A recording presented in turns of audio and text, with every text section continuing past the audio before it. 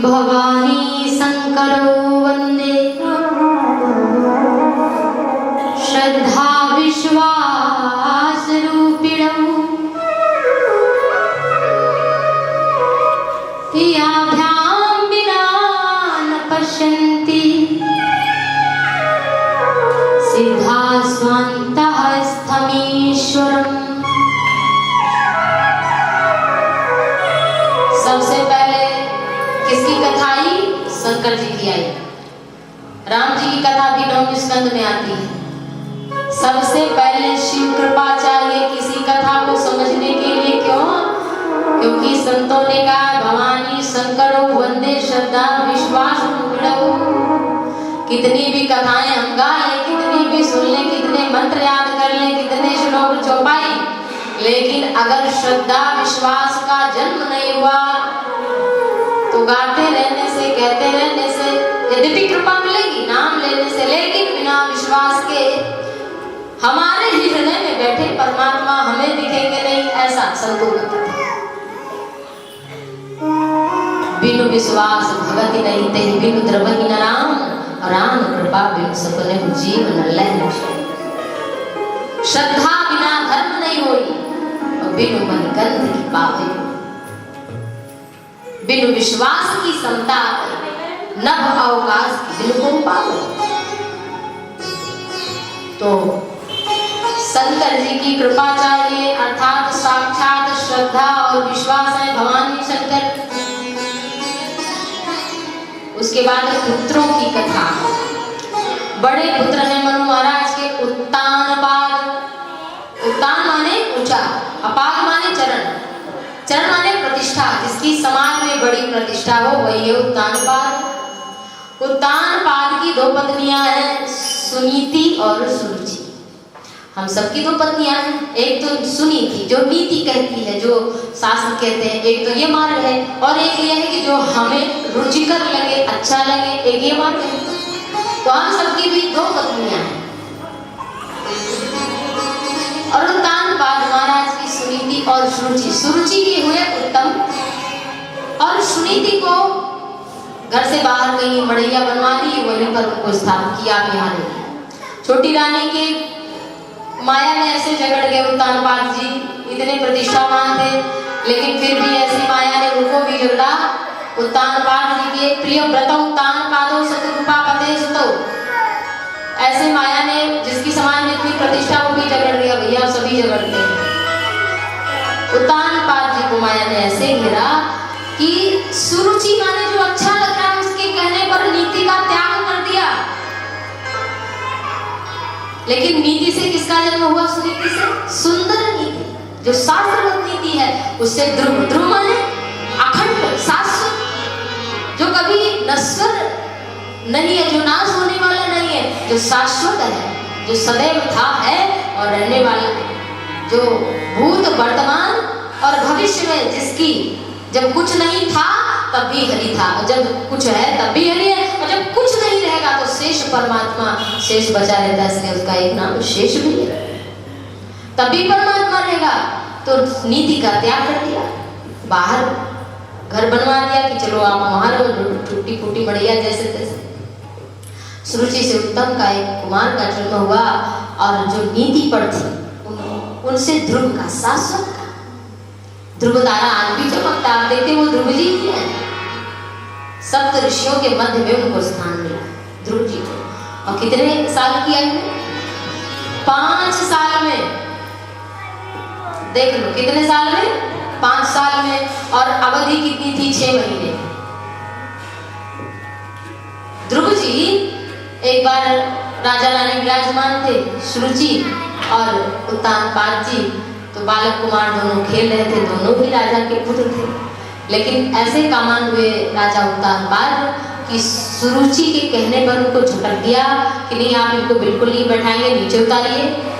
अगर ध्रुव के हाथ को पकड़ कर एक छोटा सा बालक जाए अपने पिता के पास, जरा सोचो वो दृश्य। और विमाता ने उसको झटक दिया, हट, अगर तुझे पिता की गोद में बैठना है तो जा पर पिता की गोद और तपस्या कर, और जब वो प्रकट हो तो उसे कहना कि तुझे मेरे गर्भ में डाल। और फिर जब तू मुझसे जन्म लेगा ना, तब पिता की गोद में, राजा की गोद में बैठने का अधिकारी होगा।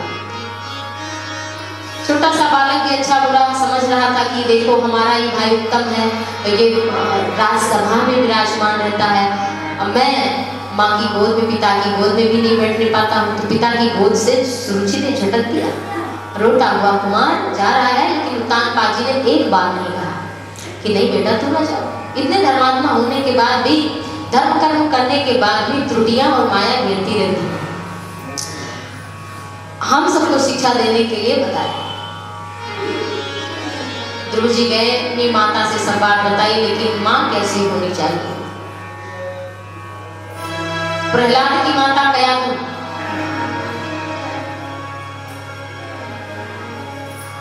अभिमन्यु की माता सुभद्रा। इन सब कथाओं से हमें क्या मिलता है कि माँ चाहे, एक माँ, एक नारी में ऐसी शक्ति है कि वो जैसी संतान को चाहे वैसे जन्म दे सकती है। एक नारी के अंदर ऐसी क्षमता है। यद्यपि पिता का भी बहुत बड़ा रोल होता है, किस भावना से ओतप्रोत है वो, कैसा उसका जीवन है, कैसी उसकी भावनाएं हैं। लेकिन एक माँ चाहे तो भले हिरण्यकशिपु जैसा पिता हो, लेकिन वो चाहे तो प्रहलाद को जन्म दे सकती है, प्रकट कर सकती है। एक माँ की, एक नारी शक्ति की कितनी सामर्थ्य। अपने बेटे से क्या कहा, माँ से बड़ा और कौन गुरु हो सकता है, जो 9 महीने तक अपने भीतर दबा के रखी, जिसने संसार नहीं देखा वो अपने भीतर छुपा के रखा है जिसने, वो माँ। अगर माँ का चरित्र अच्छा नहीं होगा तो संतान यद्यपि अपवादवश कहीं अच्छा हो जाए तो अलग बात है, लेकिन अच्छी संतान को जन्म देने के लिए माता पिता का भी चरित्रवान होना, धर्म से जुड़ा होना अति आवश्यक है। माँ के गर्भ में जब बालक आए तो उसे फिल्में नहीं देखनी चाहिए, उसे आधुनिक चीजों का कम, अपने कमरे में उसे महापुरुषों के चित्र लगाने चाहिए, फोटो, सूरवीर, महाराणा प्रताप, विवेकानंद इत्यादि जो आपको अच्छे लगे उनका चरित्र जब आप देखेंगे तो वैसी भावना बनेगी। बालक उसी से, उसका जो निर्माण है चरित्र का, प्रथम जो बीज है वो उसी से उपजेगा। इसलिए हर माँ को चरित्र सुनना जरूरी है। क्या कहा माता सुनीति ने, क्या कहा, सत्यम सुरुचा विहितं भवान में यदि दुर्भगाया उदरे गृहीतः स्तनेन वृद्धश्च विलज्जते यां धारयति भावो नीडस्पतिर्मा। क्या कहा कि सत्यम सुरुच्या विहितं भवान। मैंने कहा कि बहुत बुरा कहा भैया, नहीं नहीं ये नहीं कहा बेटा आपकी माँ है वो।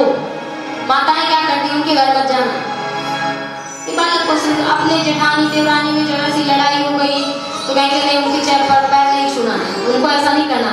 आप वो समस्या खुद झेलो, लेकिन वो अपने बच्चों के, अपने बालक के, बालिका के मानस पटल पर पहले न पड़ने दीजिए। उनको इस बात से अवगत ही ना कराएं कि हमसे लड़ाई हुई। और बच्चे इन सब चीजों से, लड़ाई झगड़े से, क्रोध काम इत्यादि उनके समक्ष ये प्रस्तुत ना करें, क्योंकि आप सभी जानते हैं कि जितना जैसे कच्चा होता है मिट्टी लोंदा उठाया तो उसे जो आकार देना चाहे, वो गुड्डा बनाए, गुड़िया बनाए, दियाली बनाए, घड़ा बनाए, कुल्हड़ बनाए, गिलास बनाए, जो चाहे बना दो।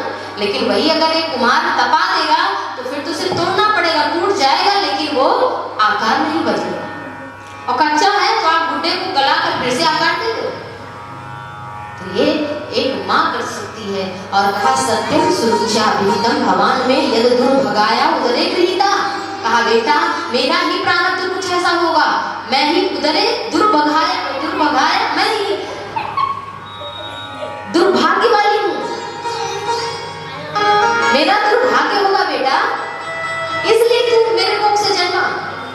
और हे पुत्र तू पिता की गोद में बैठना चाहता है, अरे परम पिता की गोद में बैठ। तू राजा क्या, अनेकों जो तेरे पिता के पिता के पिता के पिता के पिता हैं, उन परम पिता की गोदी में जा बैठ। और जब तू वहां बैठ जाएगा ना तो सब तेरा सम्मान करेंगे। अब देखिए ध्रुव के पिता कौन है, उत्तानपाद जी के पिता कौन है? मनु महाराज। मनु महाराज के पिता कौन है?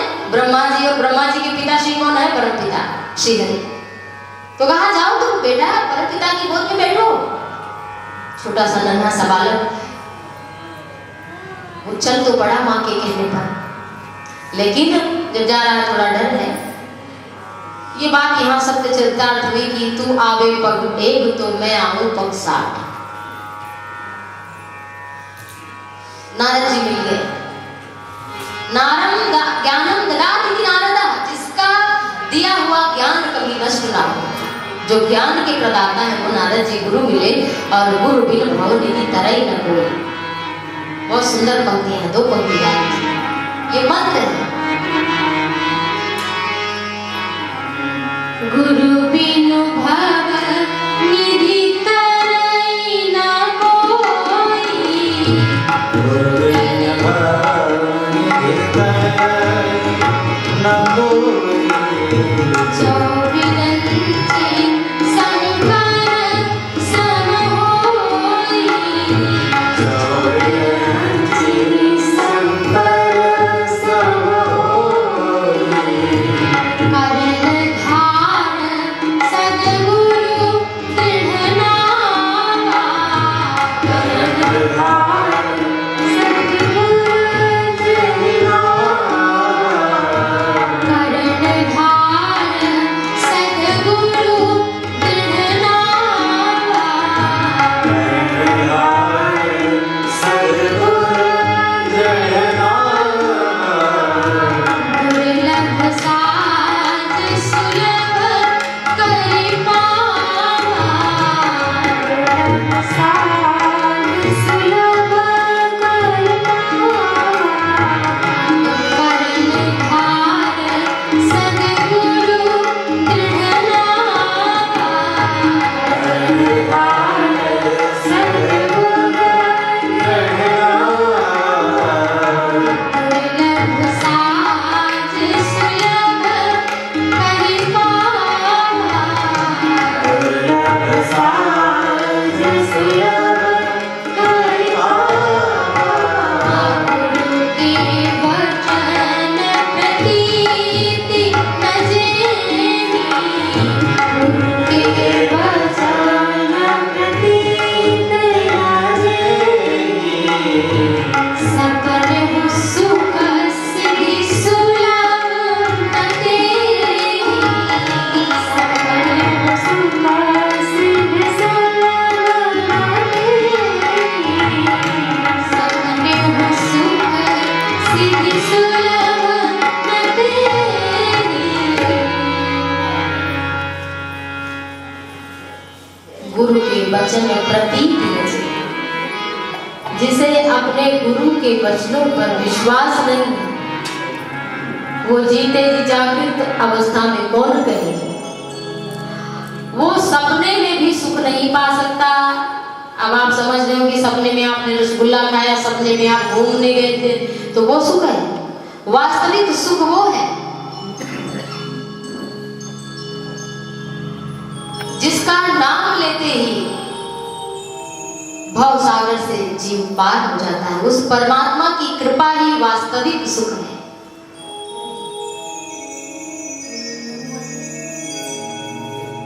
करण धार सद्गुरु दृढ़ नावा। करण धार सद्गुरु, ये हम सबको नौका मिला है। ये संसार क्या है? मृत्यु संसार सागरा।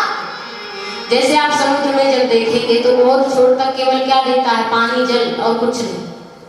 ऐसे ही संसार में जब ज्ञानी जन देखते हैं, वैरागी जन देखते हैं, भक्ति मार्ग के साधक देखते हैं, तो उन्हें केवल मौत ही मौत दिखती है। मृत्यु संसार सागरा। तो जैसे समुद्र में जल ही जल दिखता है, ऐसे ही ज्ञानी जन इस संसार में मृत्यु को ही देखते हैं और कुछ समझ में नहीं आता। तो ये जो नाव मिली है हमको, अच्छा नाव पे अगर कोई नाविक ना बैठा, बताओ उसकी क्या गति होगी? वो कहीं भी बह के चली जाएगी।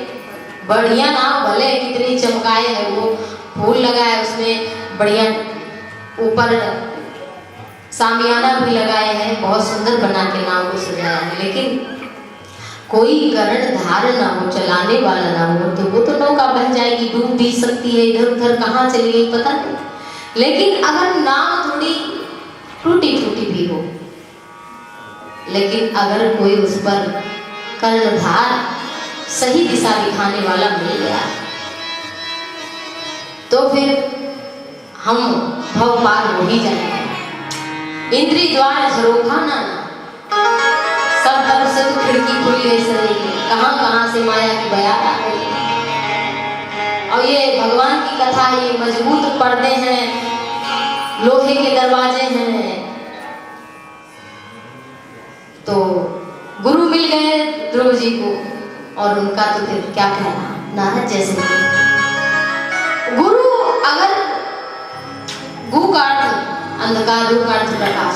सचमुच अगर आपको सदगुरु मिल गया, तो भले वो आपको एक शब्द नहीं बताया कि आप, मैं सच बता रही हूँ कि मेरे गुरुदेव ने मुझे ऐसा नहीं कि दिन रात मुझे पढ़ाया बैठा कर दिया कुछ भी, हाँ थोड़े समय उन्होंने कहा, उनका मैंने जो भी था उस तरह से उनका कथन अपने जीवन में थोड़ा उतारने की कोशिश की कि चलो ठीक है स्वाध्याय करते हैं, पाठ करते हैं।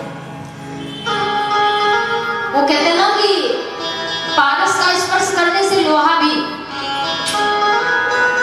सोना बन जाता है। यद्यपि ये बात अपने लिए नहीं है, ऐसा कदापि मिथ्या, ऐसा मैं बिल्कुल, भगवान व्यास का, ये व्यास की गद्दी है, प्रभु की है, ऐसा भाव नहीं। लेकिन अगर आपको सच्चे संत का दर्शन भी हो जाएगा, तो कहते हैं कि मृतक के, जो मर गया आदमी, अगर उसकी राख पर भी पड़ जाता है, तो वो नरक, भले ही हम लोग जा रहा है, वो नरकगामी होने जा रहा है, कि वहां से उसके जो गाड़ी में उड़ जाएगी, कहां चली जाएगी, वो भगवान के नाम चली जाएगी। ऐसा संत शास्त्रों में लिखा है। जो सच्चे संत हैं, सच्चे सदगुरु हैं, और बिना नारद जी जिनको मिल गए हैं, ध्रुव जी को परम ज्ञान हो जाए, कहा कि बेटा तत्तात गच्छ भद्रं ते यमुनायास्तटं शुचि पुण्यं मधुबनं यत्र सानिध्यं नित्यदा हरे। बोले वृंदावन बिहारी लाल की जय। कहाँ भेजा? वृंदावन में, मधुबन। कुछ ऐसी जगह बताए गए हैं जहाँ पर भगवान का नित्य निवास है। उन जगहों में वृंदावन धाम भी है, मधुबन जहाँ पर नित्यदा हरे, जहाँ पर नित्य भगवान देवी हर जगह है, लेकिन वहां वो स्थूल रूप से, विग्रह रूप से विराजमान है सदैव। तो कहा वहां जाओ, कहा? मधुबन में। मधुबन में भेजा, और सीधे ही नहीं कि सब कुछ छोड़ दिया, भोजन पानी इत्यादि, तो मर जाएंगे, अभ्यास ही नहीं है। यहाँ एक टाइम भोजन न मिले, देखो आदमी कैसे तड़प जाता है। और एकादशी लोग कैसे मनाते हैं, ऐसे लगता है दिवाली है, होली है। अब तो ऐसी एकादशी भी हम लोग करते हैं, कुट्टू की पूड़ी हो, साबुदाना हो, खीर हो, लौकी की खीर हो, ये हो वो हो, इतना तमाम चीज खा लेते हैं कि व्रत का कोई मतलब ही नहीं रह जाता। बिना गुरु के ये सब कहाँ हो पाएगा? तो तुम सीधे बढ़िया अपना जैसा काम करे वैसा।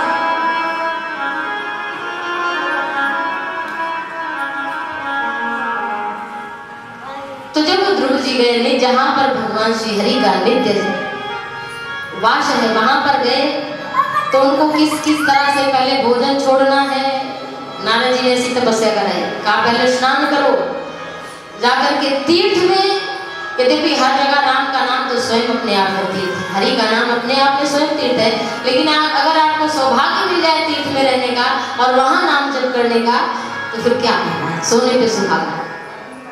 सुंदर स्त्री हो, उसका श्रृंगार कर दिया जाए तो और शोभा का पात्र हो जाती है। तो ऐसे ही यहाँ भगवान है, तो पहले भोजन, फिर धीरे धीरे जल, फिर वायु, फिर एक पैर पर, और कौन सा मंत्र बताया था? 12 अक्षर मंत्र जपहि सहित अनुराग वासुदेव पद पंकज दंपति मन अखिलाग। 12 अक्षर ओम नमो भगवते वासुदेवाय, ये 12 अक्षर मंत्र नारद जी का दिया हुआ है। यद्यपि सभी मंत्र बढ़ चढ़ करके हैं, और नारद जी ने ही रामचरितमानस में पूछा था, भगवान राम जब अरण्य कांड का विश्राम हो रहा था, तो कहा कि राम सकल नामन ते अधिका हो नाम अग खग गणपति का। हे प्रभु रागा रजनी भगति तो राम नाम सोई सोम। ऐसा वरदान मांगा था कि राम नाम सभी में श्रेष्ठ हो। लेकिन फिर भी जो 12 अक्षर मंत्र है, इस मंत्र का बहुत बड़ा प्रभाव है। तो कम से कम 1 मिनट सही हम जरूर इस मंत्र का गान करेंगे, क्योंकि मंत्रों में विशेष शक्ति होती है और ये मंत्र बहुत सरल है, बहुत सरल है। मंत्र में त्रुटि होती है तो उसका विपरीत परिणाम मिलता है, परंतु ये मंत्र इतना सीधा, इतना सरल है, ये गलत होता है। 2 मिनट श्रद्धा भक्ति भाव से ओम नमो भगवते वासुदेवाय।